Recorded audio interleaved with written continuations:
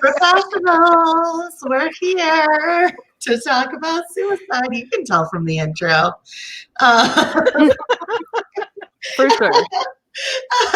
I mean, I don't think there are any songs about like cutting and crying. So, No. I mean, maybe there are. There are, like all of the 90s. Have you heard of The Freshman by the Verb Pipe?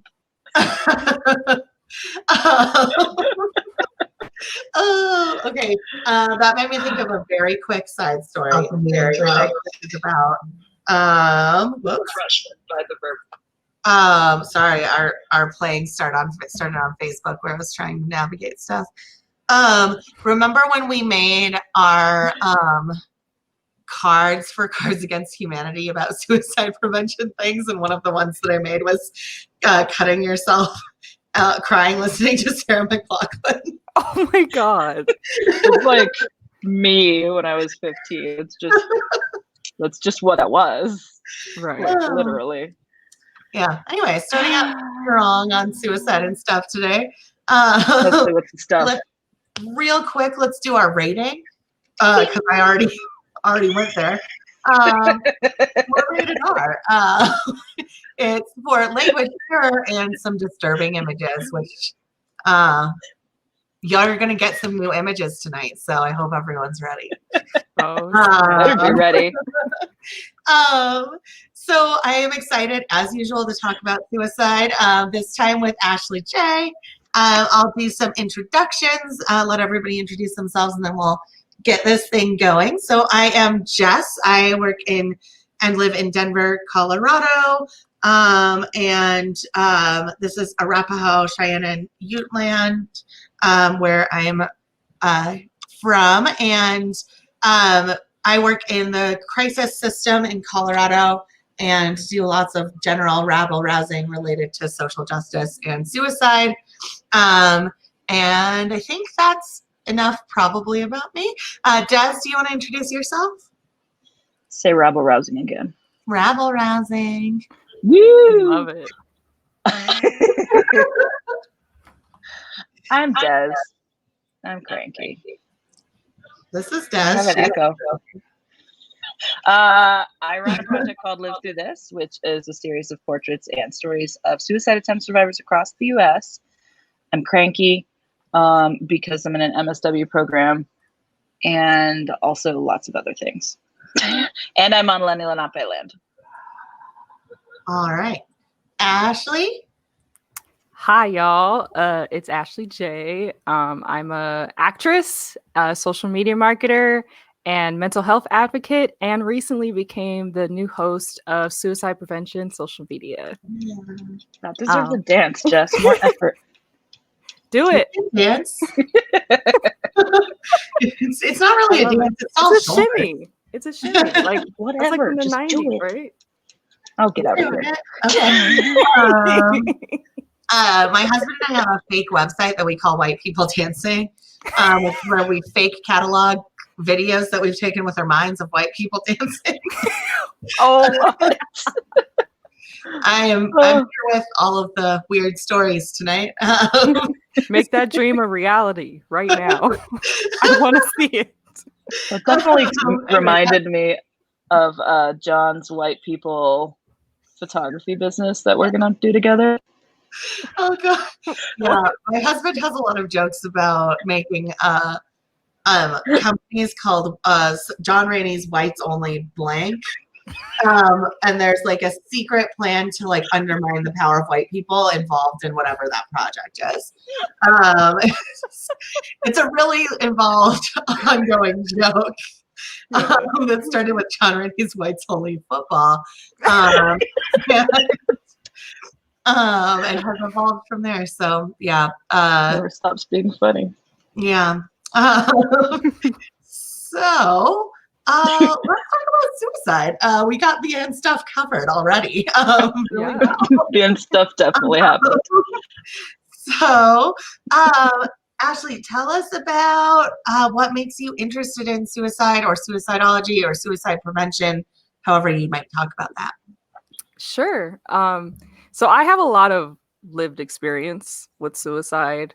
And then especially growing up in like a religious family and a Black family too, where mental health and emotions aren't really talked about too much, I became really interested in just being an advocate and just sharing my story, just so that other folks that look like me won't feel so alone in their struggle.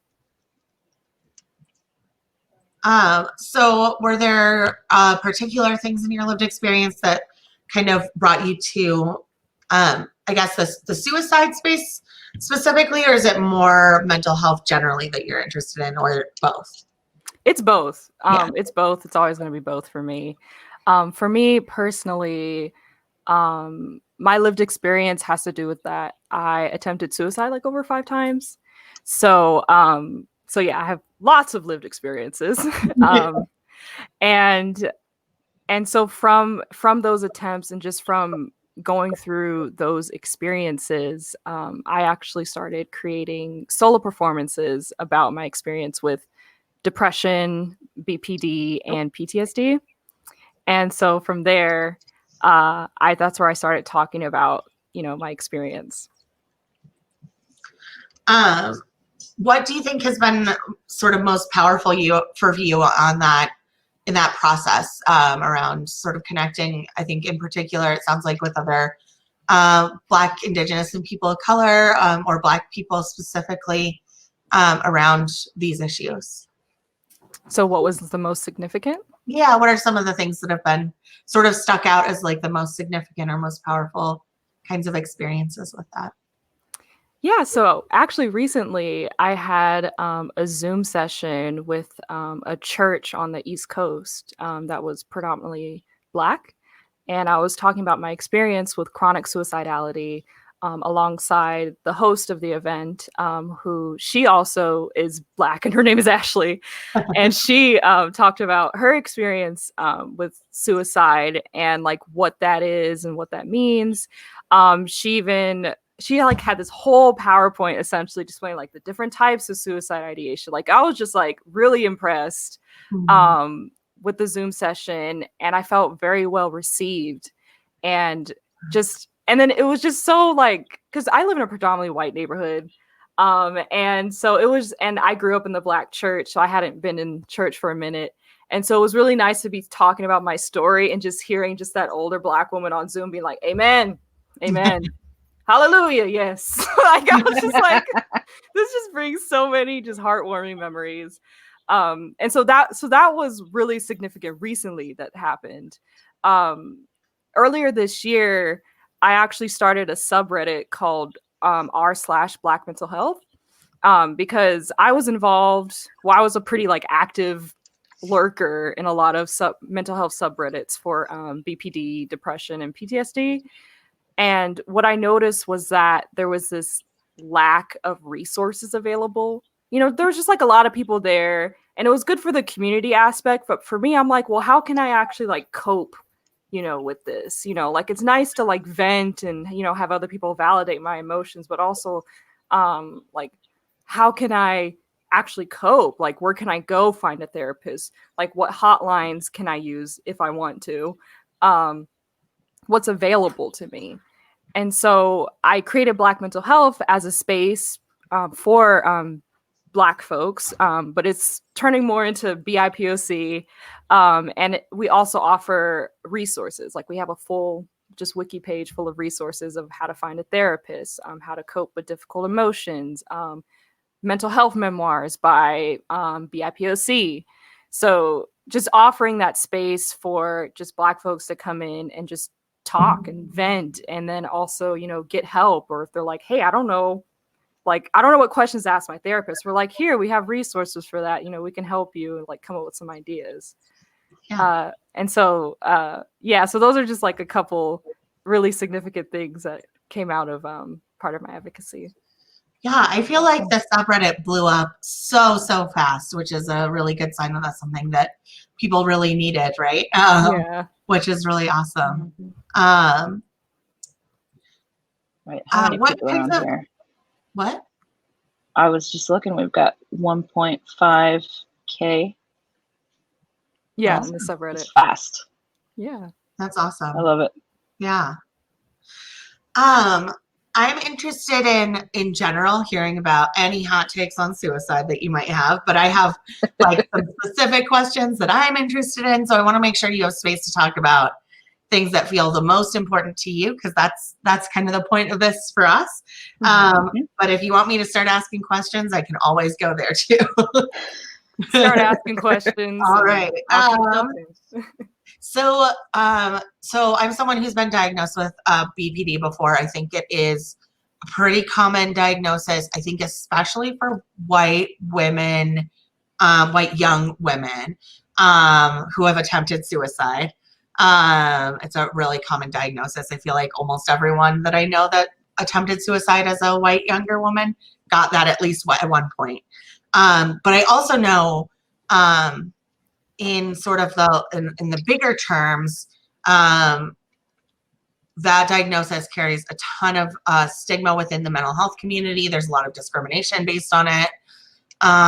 So I'm interested in some of your experiences, sort of being very, very publicly out as someone with a BPD diagnosis, both inside and outside the mental health system, and then in different communities as well. Sure. I'll start within the mental health system first, and then go outside from there. So BPD, borderline personality disorder, just in case anyone. A lot of people confuse it with bipolar disorder, so that's why I like to make that clarification. So it's for borderline personality disorder. And so for my experience, my diagnosis, I actually had to fight to get it. Because for the longest time, I was first diagnosed with just major depressive disorder, and that was first in 2016. And then it wasn't up until 2018, after I got hospitalized, that I did like some research, because I was like, I don't think major depressive disorder really fits. And doctors were actually trying to diagnose me with bipolar disorder. And I was like, I don't think that fits either. Like, I don't. And so I did research on BPD, because I remember hearing that diagnosis thrown around in the, or like around the hospital, like whenever the DBT was mentioned, so dialectical behavioral therapy. So whenever that was mentioned, people mentioned BPD, and I was like, well, what is that? You know? So I did some research, and I was looking at all the symptoms, and I was like, yes. And I talked to my therapist at the time. I talked to her about it, and I said, I feel like I have BPD. Like my symptoms fit with the BPD diagnosis. Yeah. And then she was like, well, I don't know if you want to like, I don't want to like label you or anything. And I'm like, huh? I was like, I would just like the diagnosis so I know how to treat myself, like, so I know what to do. And she was just like, oh, I don't know. But I mean, if you think it fits you, it fits. And I was like, okay. And then I talked to my psychiatrist about it, and he was like, oh yeah, you definitely have it. Yeah, it's in your file. Yeah. And I was just like, you never meant to tell me. And he's just like, it's just like, well, like just, I don't know if it would have helped. I was like, yes, it would have. Yeah, that's that epistemic injustice stuff that I always talk about, of like, not this idea that like we don't tell people about their diagnosis, or that we don't tell people about critical information about themselves because it protects us or something. Yeah. But it was fragile flowers. Like if I would have known, like if they would have said you have BPD, I would have been like, oh no, not BPD. Like no, like honestly, like as soon as like my psychiatrist like confirmed it, I was like, thank you. Like I am not, like I don't think I'm like insane for thinking about this. I don't want to say crazy, but it's just like I'm just, like I've been thinking about this for a long time and no one's confirmed it. It's only in my head, So it was really good to get that essentially medical backup for that. And then outside of the community, or wait, no, let's go back in for a minute, because I still have some things there. So still got some things there. So when I did finally get the official BPD diagnosis, And my therapist also like dumped me at the time too because I was too suicidal. Oh yeah, that happens a lot. Yeah. We'll dig in on that one in a little bit. Yeah, we don't table that one for a minute and come back to it. And so at the time when I was looking for another therapist, it took a really long time because like as soon as I was like, yeah, I'm being treated for like BPD, depression, PTSD, they're like, oh, okay, yeah, well, my roster's kind of full and da-da-da, and I'm like, I was like, but I thought you said you had availability, you know? I'm like, a little suspicious. Okay. And then so it just took a really long time for me to get with a new therapist, and then you know even getting with a new therapist, like I had like a falling out with that one, and so I had to like break that off, and then like had to like talk to a whole bunch of other therapists, you know, and then finally like landed on one. But yeah, it was therapist dating is hard enough when you're not suicidal. Like when you are suicidal too, it's like I could talk to another therapist, or I could just like kill myself today instead. Right. Yeah, because the search for a therapist is not fun. It's I feel like it's worse than Tinder, honestly. It's worse because like it's not like there's not like an easy platform to just be like, okay, yeah, like just kind of swipe, we can connect there, like talk to each other, meet up. Like, no, like there's like 20 million different databases and sites you got to go through. You got to make sure they match up with your insurance. I mean, if you have insurance, or at least are low cost or offer sliding scale, you got to make sure. And then for me as a BIPOC, got to make sure they're culturally competent, you know, got to make sure like I'm not spending 30 minutes of my session talking about like why like racism is a thing. So it's just like there's all these levels to it. Oh yeah. I feel like having to explain racism to my therapist would be so infuriating. I can't. Yeah. So how difficult is adding that extra layer and like finding the right person? How difficult? I would say my privilege here is that I have insurance, so it's a little less difficult in terms that it gives me a bit more access to a wider array of therapists. And although I have that access, a lot of the therapists don't look like me. Yeah. So and then therapists that, although they don't look like me but do identify as a BIPOC, sometimes still fall short in that category in terms of cultural competency. So it's just made it just a bit of like trying to find like a needle in a haystack, or just like that perfect therapist that's like, yes, you're at least culturally competent, and you can like low at least bar. acknowledge, right? Like just very low. Like I just want you to just validate when I say like, as a Black woman, it's harder for me to display my emotions in public. Like I just need that validation. Like that's literally the bare minimum I'm asking. It's like that, and then can I also talk about suicide? And they're like, yeah, like can I talk about it without you trying to call the cops? Like, can I please? Like just once. Yeah.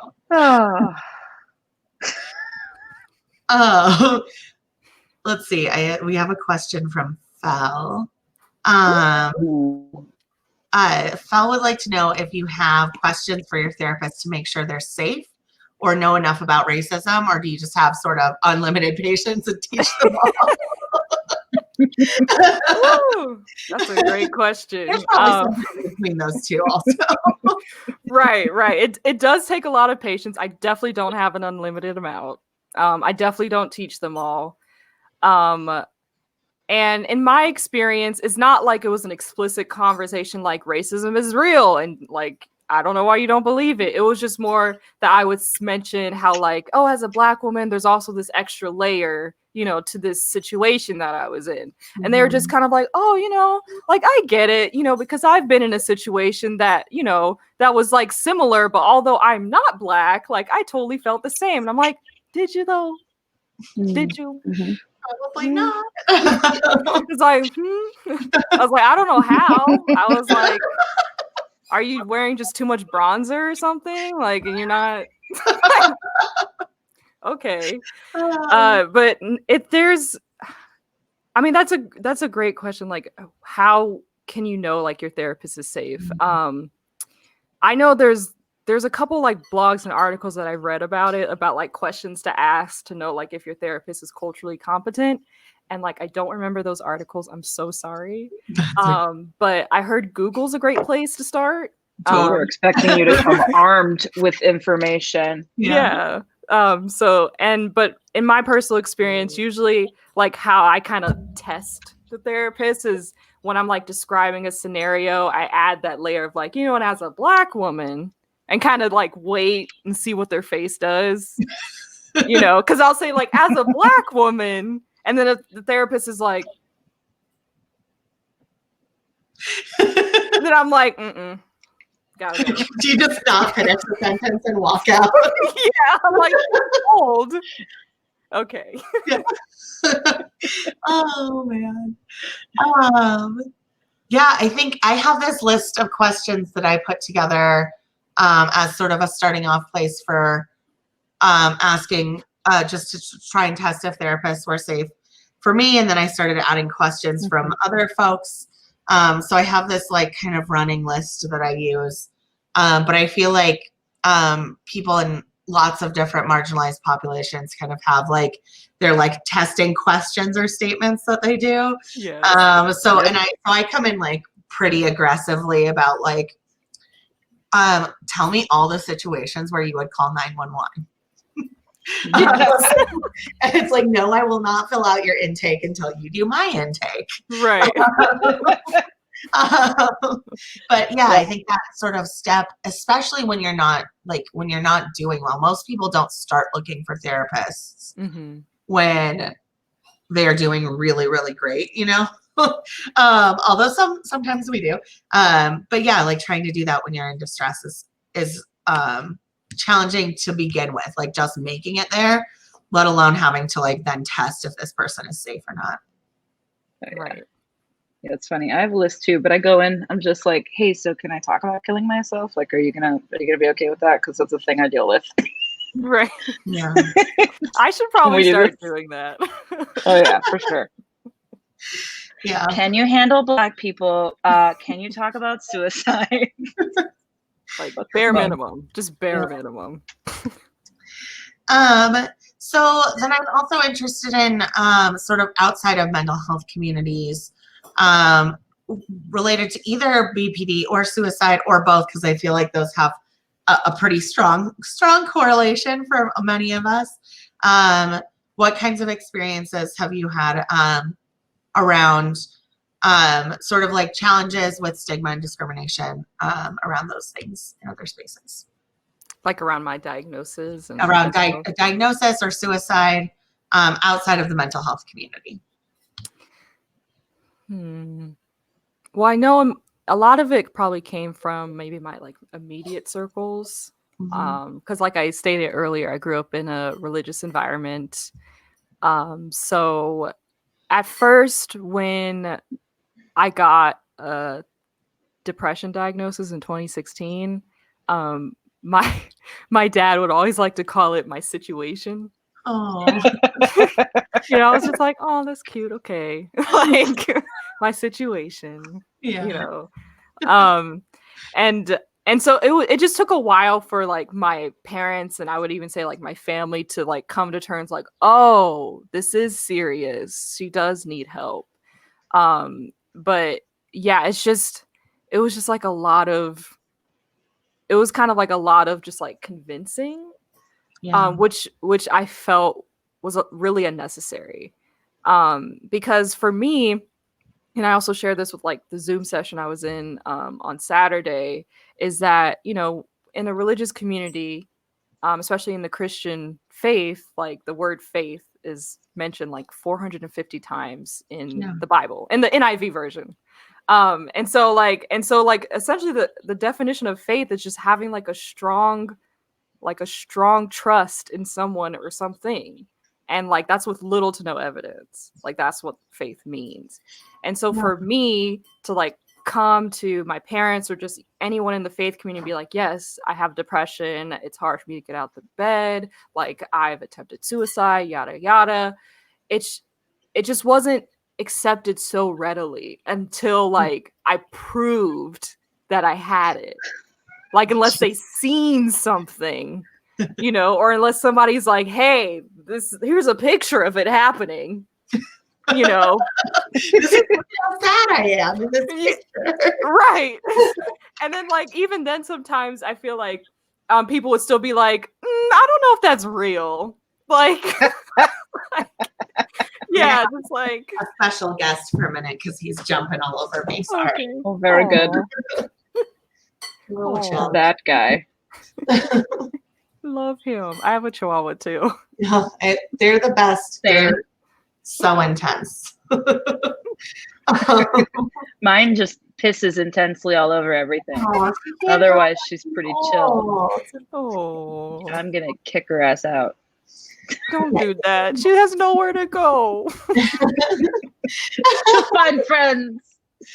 She has nowhere to go. So you felt like you had to kind of prove that you were like struggling and that you were experiencing suicidal thoughts and things like that in your, at least in your like family and faith community.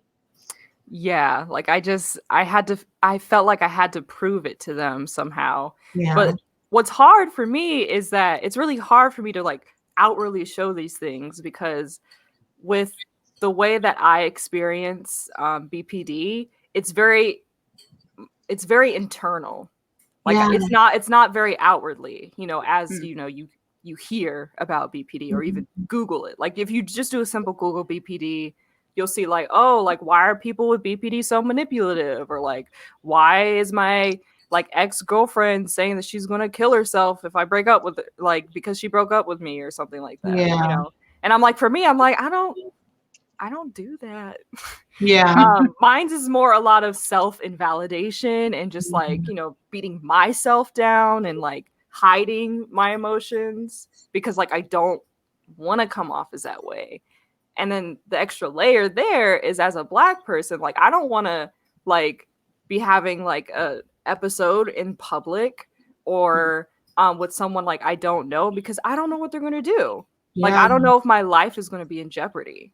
So that's why my BPD presents a lot differently. And so when people were like, well, you don't really look like you have BPD. Like, you're too like pretty and smart for that. You know, like somehow like beauty and intelligence like negate mental health. Like, okay.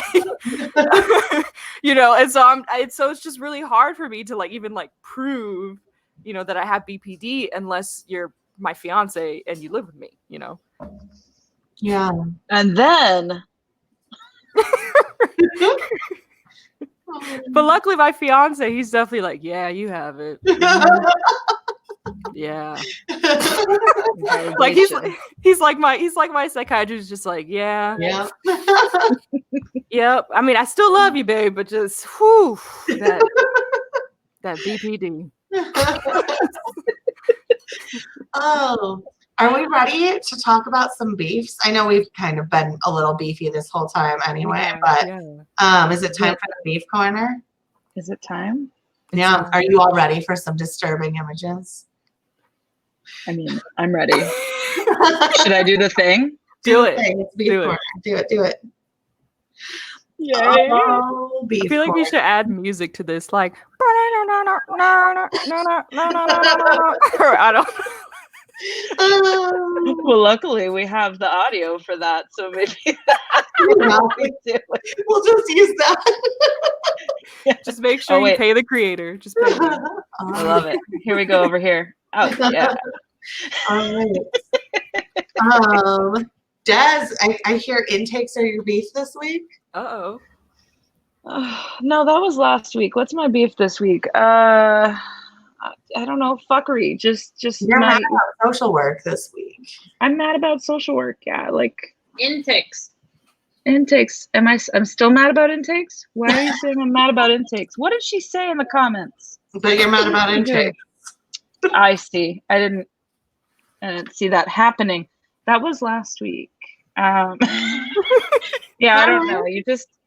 You have to do, our first role play in our clinical class was we had to walk our person through paperwork, and all of the paperwork was just like, we reserve the right to hospitalize you if you are suicidal or psychotic. And I was like, really? Why are we, what? Yeah. Can we talk about this? Yeah. What the fuck? And all of the things that come along with that. You know, so I was rewriting all of the paperwork and being like, this is fucked up. And my professor was like, you're a lot. So, so that's where we are. And then my diagnose you? Oh no, I'm taking a DSM class so I can diagnose myself. I've got like 3 new ones. We're good. I have obsessive compulsive personality disorder. Oh. My DSM teacher also, he said some really ridiculous things about, you know, people jumping off of things and such, and how when people do that, this one particular man who he brought up, he was like, he just went up to the top of the building one day. Like he had a PhD and he was publishing, you know, how could someone like that do that? And I was like, why are you involved in teaching a class? Nobody knows. We don't have answers for everything. Yeah. Right. And then he had the sad person's mnemonic on one of his slides, which was published in 1983, which was the year I was born, 37 years ago. That shit's fucking irrelevant. It was probably irrelevant in 1983. What's the sad person? I hate everything. What is that mnemonic? Sex, age, depression, pussy. Yeah, I don't know. And now we have his path norm, so it's not better. Yeah. Also on his last slide, there was a picture of a man in a bathtub with a toaster. And I was like, bro, like you're teaching a DSM class. What's happening? What? Like, stop giving me ideas. Like, seriously, I don't have a toaster, but I'm going to get one. That does validate everything that I think about diagnosis. And oh man, it's really a rough. Oof, yeah, that's terrible. It's a lot of fun being a professor where Des is disgruntled all the time. Ashley, you got any beefs? Do I have beef? I mean, I mentioned my beef earlier about how I've experienced a therapist dumping me because I was too suicidal. Yeah, that's a good one. Like, can we talk about that for a minute? Yes. Yeah. So, and it was just interesting because like she was like a DBT therapist. What? Yeah. But she wasn't like, it wasn't part of like a DBT program. Like she was just individual. But yeah, she was just like, she happened to dump me like after I got out of a residential treatment program, like shortly after I got back. She was like, yeah, you're just too suicidal. Most of my clients, they attempted suicide in the past and they're over it now. So, you know. So I'm really helping them, you know. Yeah. I only want to serve clients who don't need my help. Right. I'm like, okay. She said I was like a higher level client, apparently, because of my. Do your fucking job. How about that? Yeah, wow. I've made a tremendous amount of therapists cry, which now I think is interesting and funny, but in the moment is not cool. It's not cool to cry about somebody else's pain. You're not even experiencing. Like, you can't even hold on to this? Like, how am I supposed to hold on to it? Yeah. Dang. Yeah. My beef this week is not about suicide-related things at all. Are you okay? We hired movers.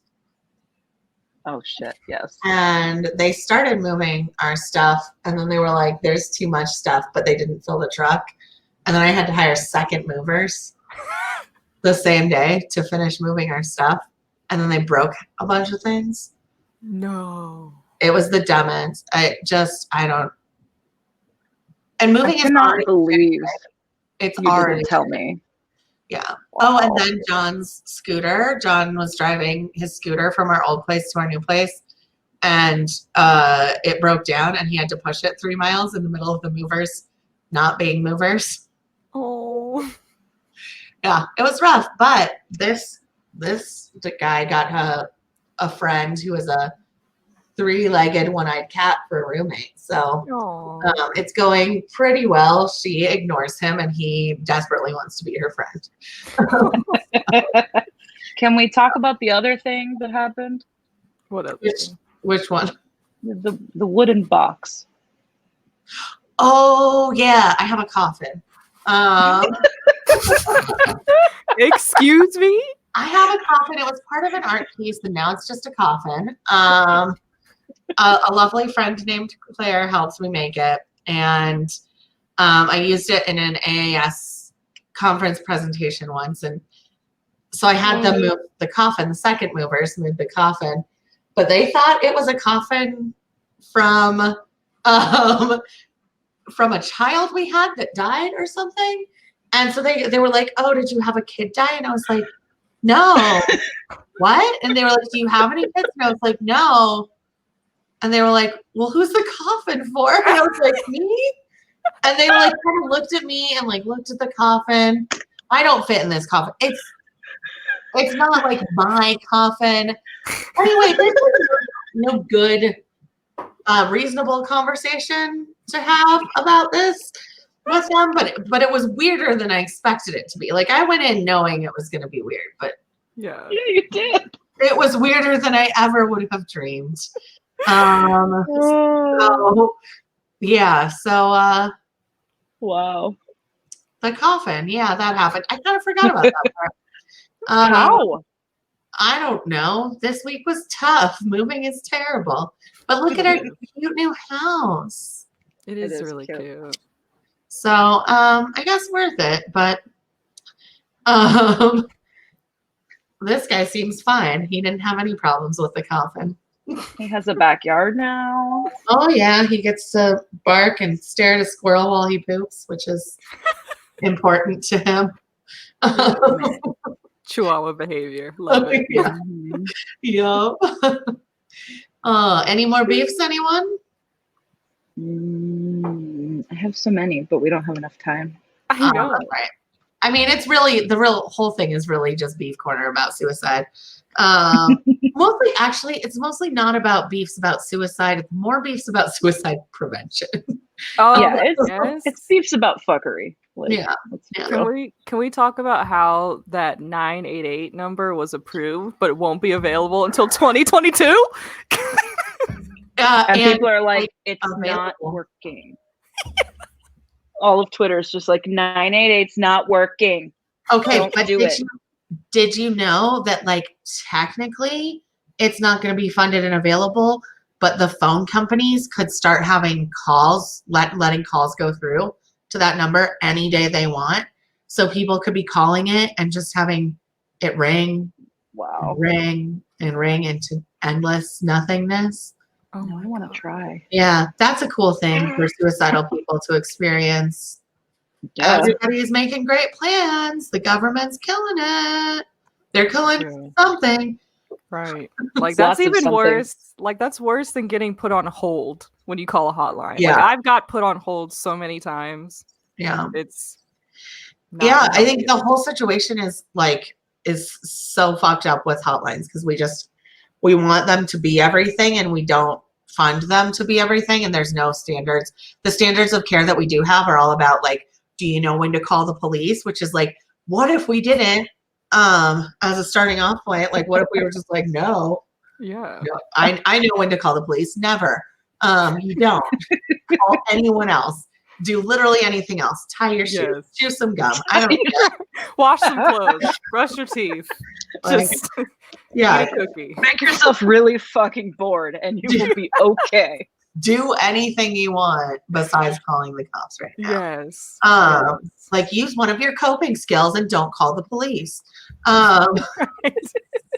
Anyway, sorry that I went on a weird side rant, but yeah, the 988 thing is very intense. I feel like just I was like, maybe we should have waited till 2022 to like announce this. yeah. It's just like this, and they don't even know how they're going to implement it. There's no plan. They don't know who's going to pick up that number. You can't. What? They don't. There's no plan. But it's a shiny new number. They've got a number.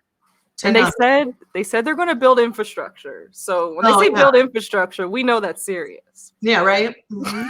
We built that's a word. When they were gonna.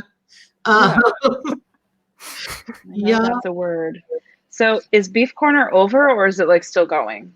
I think it's like over. It's fluid. Yeah, I mean, we're always sort of beef cornering, right? I just want to play the Doja Cat video. Can I do that? Oh, okay, yeah, you can play that video, yeah. Okay, very good. I'm gonna do that now.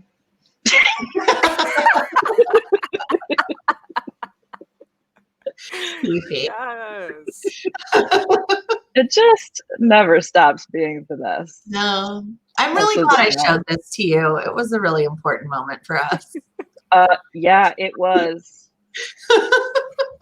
It was one of the defining moments of my life, in fact. Maybe that should be your Beef Corner theme song. Like, got milk, got beef. Should be. Yeah, that's good. You're right. Maybe Doja Cat wants to come on and talk about suicide. Hey, you know, we're getting all kinds of fancy people up in here. So yeah, Doja Cat, if you're listening, we'll bring you on suicide and stuff. Mostly for the stuff. Yeah. Probably. I mean, you don't know. Maybe she's got suicide things to talk about. Right. Maybe she does. I'm making assumptions. She's been through it. It's true. Mm-hmm. Oh, wait. I forgot to talk about the thing. The thing. Where is the thing? What's this thing? This amazing fucking thing that you are looking at with your eyeballs? This thing? Yes. I commissioned from my friend who is an artist, Reese Meatyard. I mean, of course I'm gonna commission a steak drawing, a beef drawing from a person named Meatyard. Yes. And I am very pleased with the outcome. Very pleased. I like it. Yes. It's my plug. I have more questions. Fucking website right now. What are your questions? I'm interested, Ashley, in what it has been like to be sort of doing creative performance and being so public about such sort of like intimate parts of your experience. I think there's something different about like storytelling in the way that a lot of us get roped into storytelling, where we're like, oh, it's a fundraiser. Can you come bleed on this stage for everyone? And we're going to ask for money.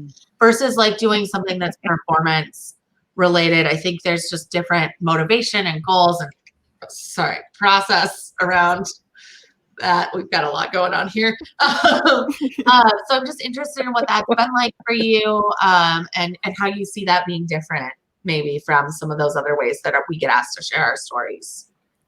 Yeah. Well, so for me, I tell a lot of my stories or my experience with like suicidality and BPD through solo performance. And so solo performance is essentially like you're doing a one-person show. So you like write it yourself. You might direct it yourself or co-direct with somebody, and then you might produce it yourself or even like co-produce. So essentially you're doing like everything yourself. And so I'm just like, woo, one woman show. And for me personally, in my shows I play a lot of different characters because I have a speech and debate background. And so if you're familiar with like speech and debate, either in college or high school, there's this category called interpretation. And through that category, you can do these like monologues where you have to play different characters. And so I'm just so used to that. And I thought it was so fun that I just kept it in my solo performances. Yeah. Mm-hmm. And so in my recent solo performance, it's called Who Wants to Be a Neurotypical? And in that, through a series of vignettes and playing just like multiple characters, I think I have at least like 10 in there. I talk about my experience with BPD and my experience being in the hospital and my experience of my loved ones experiencing me having BPD and like what that's like to be a Black woman, you know, experiencing a mental illness and everything. Yeah. Have you heard of Theater of the Oppressed before? I have. So I'm just really interested in it as an approach that gets applied to a lot of social justice issues, and oftentimes I think mental health is not set up as a social justice issue, where to me it absolutely is. But I just feel like there's so many interesting things that we could learn in the mental health community from like performance and theater, and using the arts as sort of an intervention space where we can imagine a world that's like different and better than the one that we're living in. Right. And through the arts, actually, I know for me personally, I like telling my story that way because I feel like when you're watching somebody perform, like you're able to like really feel those emotions. You know, like you watch a movie, you watch a TV show, you watch somebody on stage perform, and you like feel that connection. I mean, if it's well written and performed, like you'll feel that emotional connection to like whatever character is up there in front of you. Like even though it's me up there telling you my story, like and even though you in the audience probably don't know me like personally, like what I've gotten, the feedback I've gotten a lot after my shows is they'll come up to me and be like, oh my gosh, like I never knew what BPD was, and like I felt it. And like that's the number one thing I want people to take away from when they see my show, is that like I want people to like feel it with me. Like I take people along with me through the journey. It's not just kind of like, yeah, so in 2018 I was diagnosed with BPD, and yeah, it was like it sucked and you know whatever. But like I'm actually taking them on the journey with me. Yeah. What is the sort of internal process for you like of getting ready to do a show like that? Because I imagine you have to go through quite a bit of your own work to be able to like package that stuff in a way that's like meaningful and helpful for other people without it really taking a toll on you. Yeah, I do a lot of deep breathing. And that's like right before I go on stage and perform. But in terms of writing it, I do a lot of like reflection. And I always make sure that whatever I write down, that I've forgiven myself for it, or like if I want to forgive whatever the other person did wrong. That's up to me though. But I always just self-validate first, like before I like put it on page. It's like, okay, yes, this happened. I'm not that person anymore. I'm getting better every day, and sometimes I fall, but like I'm gonna still keep going. Yeah. And just, you know, I make sure I do that before I put it down on the page. And then through the characters too, like I give them, like it kind of provides like a barrier for me. So that's why I like doing different characters. And have them tell my story, because it provides a barrier between like me actually like just standing up there talking about it. And it gives me sort of a safety net between me and the audience. So like the audience connects with this character, which then they're like, oh yeah, it's based on her. So there's this like layer of like protection, like just in case it's gonna come at me. I was like, that was a character. I don't know what you're talking about. You know, and then through characters, I can also sort of, you know, exaggerate some things, you know, so that to get the point across, not just exaggerate, just to exaggerate, but just play things up a bit more just to really get the point across. Yeah. Guys, I have news. Oh. Yes. We are in trouble with Facebook. What happened? You may notice we are no longer getting comments. Yeah. Okay. We are in trouble because of WAP. Really? What? Facebook is blocking the video. It's blocking our video? Yeah, everyone was texting like, I got kicked off. And I'm just like looking. What? But they can get on Twitter and watch it just fine. Yeah. Yeah. Twitter's like, we cool. Okay, Facebook. So protecting everyone from pussy. We all needed help. I thought you were going to say that Facebook blocked the video streaming to their platform because we were talking about suicide. No, Facebook let that guy kill himself live, and the video was on for like 3 hours just up, but within minutes. It caught us for WAP. That's sexist as all hell. That's all I'm going to say. There are so many things. That's incredible. I don't know what the thing is that's going to be the thing that makes me be like, bye, Facebook. Right. I mean, it's that layout is what it is. Wow. Other things I don't like that Facebook has tried to do is like directly send cops all the time. And people talk about suicide, which is actually the last thing I was going to try and talk with you about, is we've like mentioned it and kind of danced around it a little bit a few times, just talking about the connections between the mental health system and the carceral system.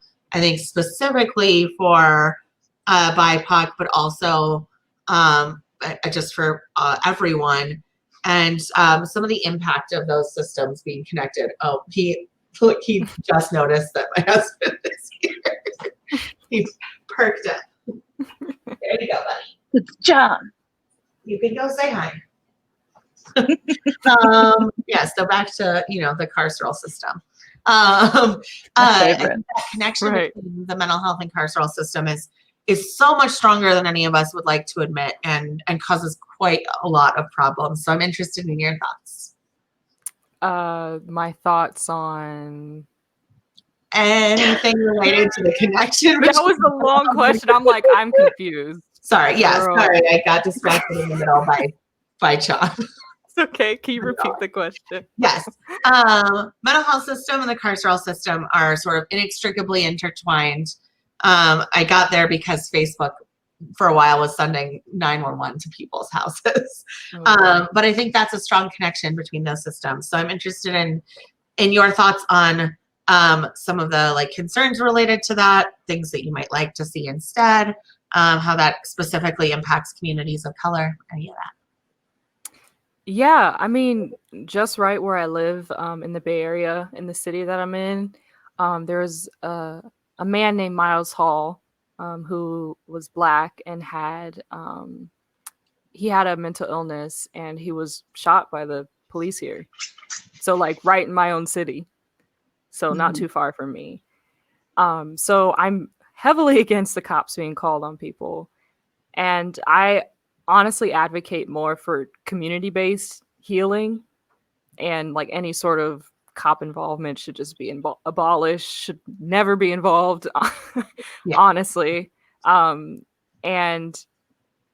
I recently did a campaign with Depressed While Black and Beam. They had a campaign called Build a Black Vision. And so they talked about, they interviewed me and a couple other people about our experiences in the mental health hospital. And they were campaigning essentially for envisioning like better ways of care, for abolishing inpatient hospitals and just starting over, more community-based care. And that's honestly what I advocate for too. Yeah.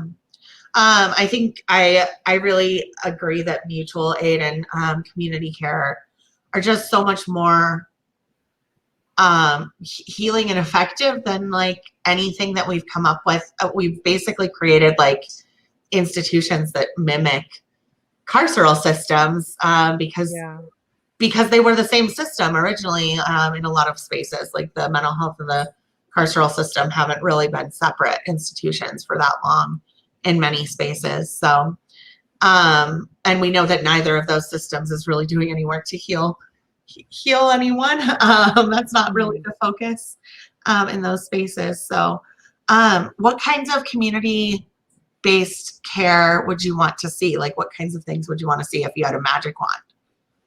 Ooh. I would say the number one thing is if there was maybe a place, I don't know, community center or just a place where if you were feeling suicidal, that instead of just being admitted and you're in there for like 72 hours and you're staying the night, et cetera, that it's more of like a 24-hour hold. So you might spend the night there, depending on, how you're feeling. Yeah. And so, because for me personally, a lot of my suicidality is not worth a hospitalization for me. Like when I get to like a high level, it's not always like, okay, I need to go to inpatient. Like sometimes I'm just like, I just need to be around somebody. Like someone just needs to be watching me, so that I'm just not alone for the next 24 hours. Like that's it. Yeah. And if there was just some type of community-based program like that, where you were able to go into a place and be able to maybe like speak to somebody or talk to like a therapist and then, have things to do and like, essentially like some distractions, because that helps with like stress tolerance. And then maybe there's like small groups growing throughout the day that like you can join. There's different activities and you're just there at least just for like 24 hours so that you're not alone, while you're feeling suicidal. Yeah. And I feel like maybe having like, there's not a standard where you have to be like suicidal enough to be able to get in. Yeah. Because that's like the other thing. I'm like, well, so we're out here as the mental health profession. We're out here bringing in people who don't want to come in and turning away people who do. That's the deal with inpatient. I feel like. Yes. So, yeah. So something that like, did the opposite of that would be cool. I agree. Des, do you have ideas about what you would want community care to look like? Not today. I don't know. No, I don't know. I can't think. I just want people to care about other people. Yeah. That's it. Low bar. Base. Back on the low bar. Bare minimum. Like, can you please give one single fuck? Like, just half of one. Yeah. It's all fine. It's fine. Capitalism. Yeah. I mean, I haven't talked about capitalism yet today, but I hate it. I mean, having Facebook take our video down because we used 41 seconds of wet ass pussy. There's some capitalism. Yeah, wow. Right. That's amazing. I don't know if like, am I proud that we got banned from Facebook? Kind of. That means they're watching, I guess. Yeah, I can't tell what I feel about that. I like imagining that it's like Mark Zuckerberg himself being involved in this. He's like, oh no, we can't have these ladies talking about wet ass pussy. Not on Facebook. It's that Riley person who wouldn't let me have my Facebook account for 2 weeks because they didn't like my name. Yeah. I don't. Facebook, there was a whole issue. I think someone reported my name as fake, and I had to do all kinds of stuff to get my account back and prove that my name is my name. Wow. It was special. It took 2 weeks. Damn. Yeah. Well, any final thoughts about suicide or stuff or WAP? Before we wrap up here. My final thought is don't call the cops. Fund the hotlines. 988 doesn't work. Tell your friends. And also, I guess apologies. Like it's so dark in my room now. Because it got dark here, and I didn't expect that. I did not expect the sun to go down. And so like I only have like one light over here, and like essentially I'm in my living room because my apartment is like 4x4. It's really tiny, Bay Area living, Right. And so I only have like one light source right now, and I'm like trying to block out the rest of my apartment so my fiance can move about the cabin freely. Without people being like, oh my God, look what he's doing. We just let everybody walk around in the background. I know, but my fiance, he's adorable, and he hears me right now. But he likes to check on me, and so that's why I'm like, I don't let him be like leaving in the corner. Like, you okay? Oh my God. You good? I just really want him to pop up now. I Yeah. really want that to happen. He's using the air fryer right now, so Mm. gonna eat some taquitos. Yeah. Is he tied to it? I tied him to it. Like, you can't leave. Cook the taquitos. Oh my Stay God. there. Oh my God, I love it. Oh, thank you so much for coming on. This was really fun. I'm so glad we got to talk. We'll have to do it again sometime. We can do the rounds of doing each other's. Yeah. I got Des coming. Oh, Des, yeah. you could be Sunday, next. right? Sunday. Yeah, Sunday. Are you on Sunday? What are you going to talk about, Des? I don't remember. What am I doing? Like, Actually, I don't know what I don't know that what was day a it good is. question. I'm I just don't like, know hey, what- Des, can you come on the show? And she's like, yeah. And I was like, okay, cool. This Of is what we're course. talking about. And she was like, okay, Yep. Yes. we're I'm gonna talking do it. about. So next week, SPSM, 2 p.m. Pacific, 5 p.m. Eastern time. Des, along with Brandon J. Johnson and Dr. April Alexander, will be talking about suicide prevention, like current efforts, what's working, what's not working, and then just All of also it. just kind of a beef corner about Suicide Prevention Month. So, you know. Oh, yeah, we did that last year too. Yeah. That's good. I have too many beefs. I'm really glad Brandon's on there too. I've been enjoying doing some work with Brandon lately. Yes. So. Love me some Brandon. All He's right. pretty all right. Yeah. That guy. Pretty all right. Oh, Extra medium. sorry we got kicked off of Facebook, but I'm sure people found other ways to watch and we'll figure it out and direct people to the website. This is still hilarious to me, but yeah, thank you so much for being on here. Oh, thank you for having me. Yeah. Yes. All right. And broadcast. Okay, bye. Maybe. Bye.